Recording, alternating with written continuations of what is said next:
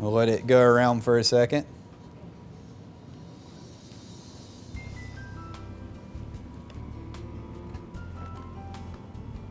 About to lose some stuff over here.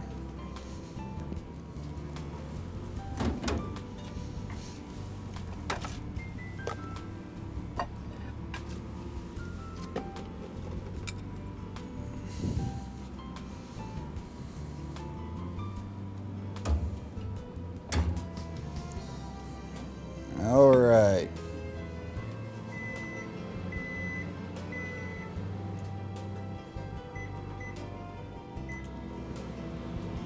I lost my sugar.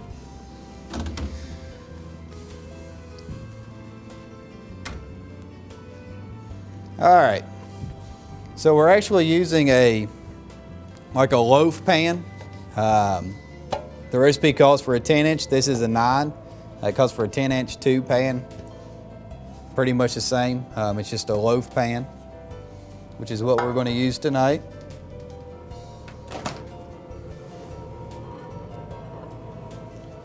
All right. So we need 2 cups of sugar.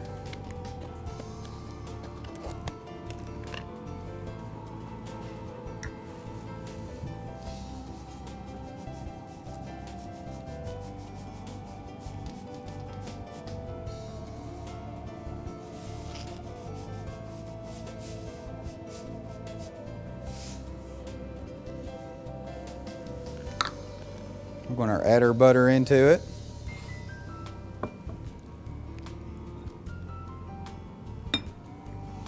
We're going to mix that up.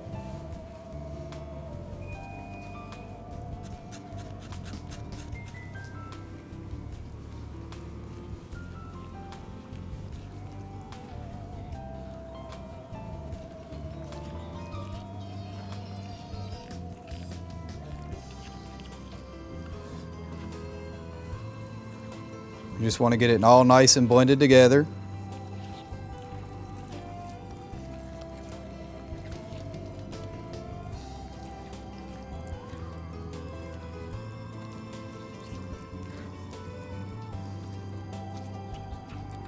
All right, since our oven's preheated, we're going to throw these drop cookies in.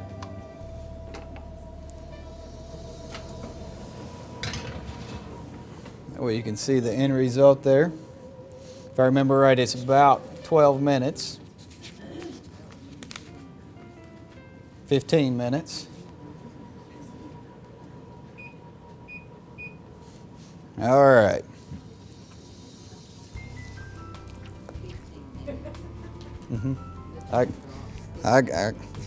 I looked it up right quick. As you can tell, my brain's a little off skew tonight. All right. So now, you got that part down? All right. We're going to use 3 eggs.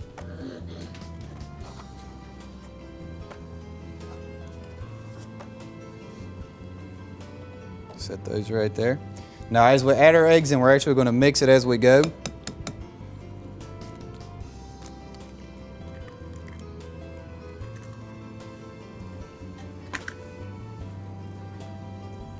I've used all my utensils.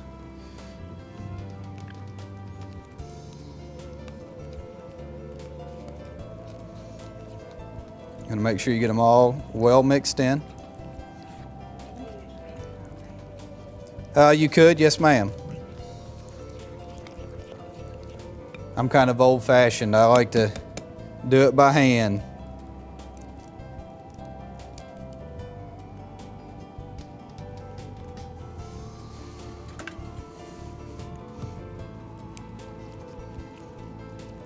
So we got 2 eggs.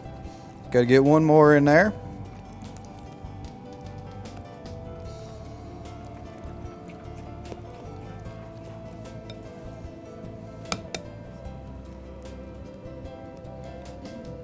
Maybe. There we go.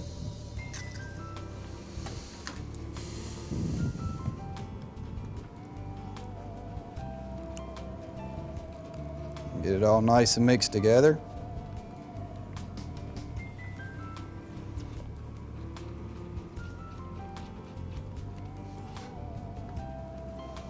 Another nice yellow appeal to it.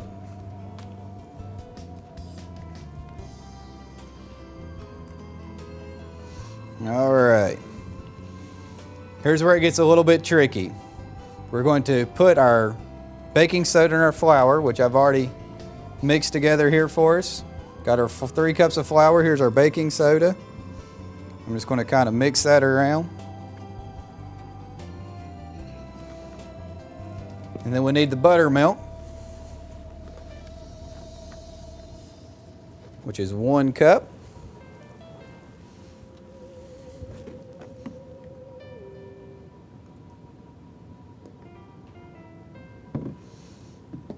All right. So what we're going to do is we're going to add a little bit of flour in. I normally add about half of it.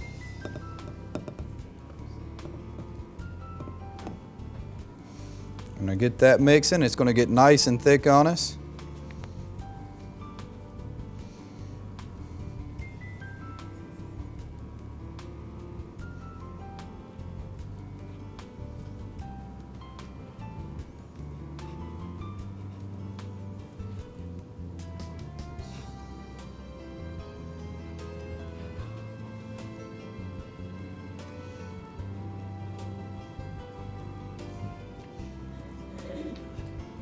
All right, we got that mixed in there. We're going to add about half of our buttermilk in. And continue mixing there.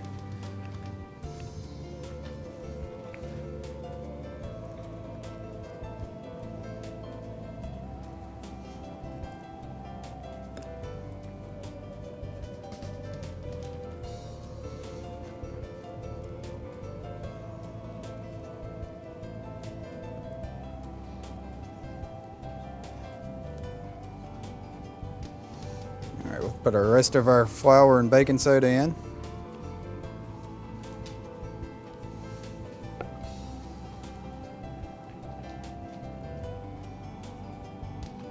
So if you had a handheld mixer or a KitchenAid, what have you, you could do this all on the KitchenAid.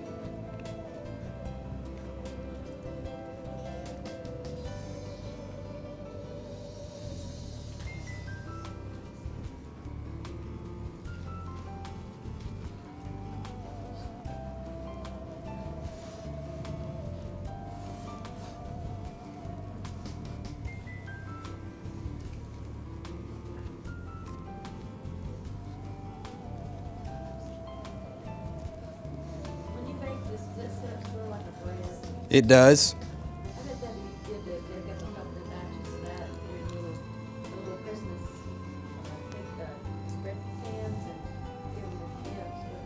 Yes, ma'am.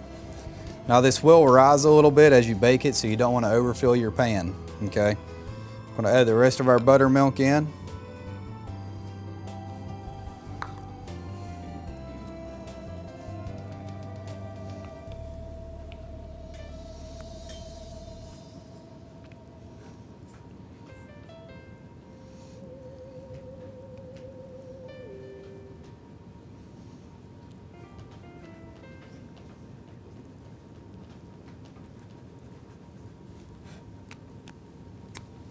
Make sure you get all the way around the sides of your bowl.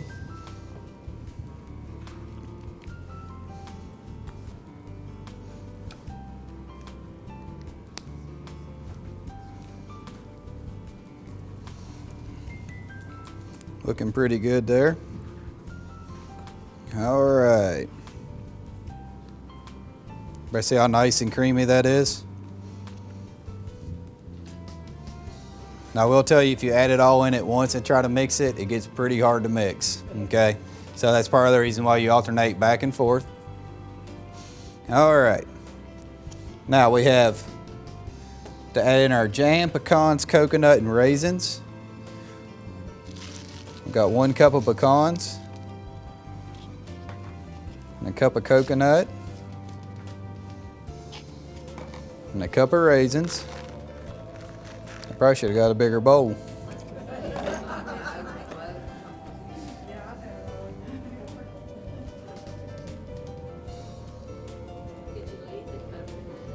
You could. If you wanted to leave out the nuts, the coconut, the raisins, any of that you could. You want to get that a little mixed up because now we're going to add our jelly into it. They've been in about 7 minutes.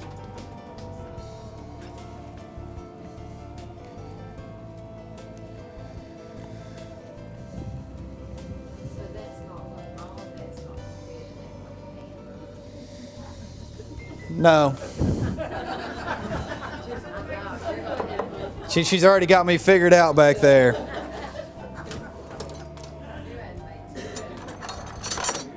Now with a 10-inch pan it might. Like I said, this is a 9-inch pan, so it's a little bit smaller. All right, so we need a cup, is that correct?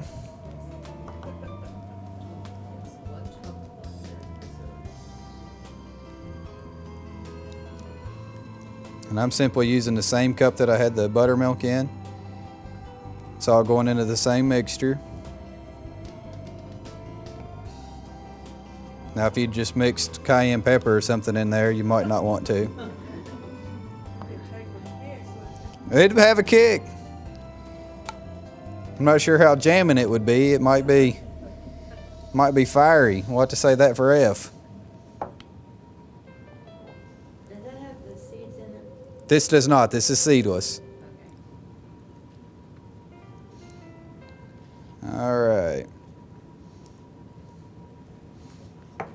So we got our 1 cup. We're going to add it into the mix here.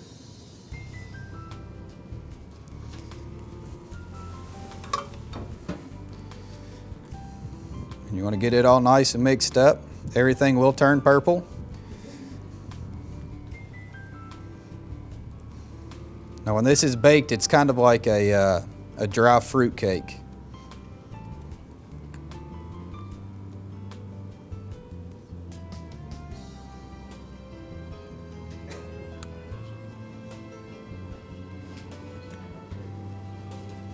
Everybody see it changing colors on me there?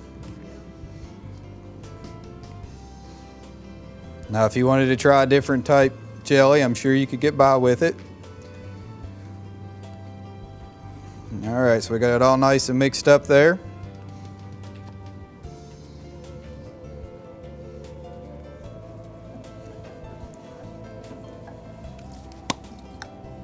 So we're going to lightly grease our pan.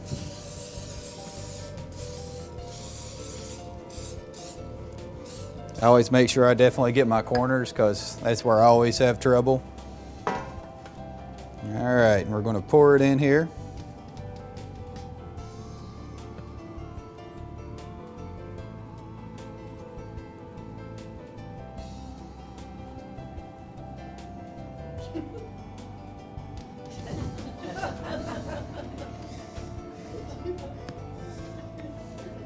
That must be because I'm funny looking.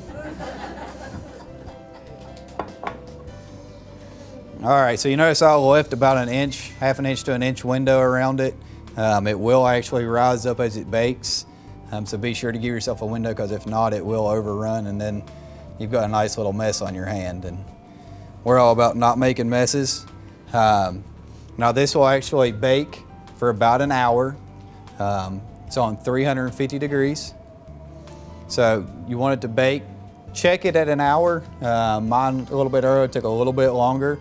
Just use a toothpick, use it in the middle and just poke it in and pull it and make sure you don't have anything left over. Most of you are familiar with that technique. So we would just throw it in and go ahead and bake it off at that point.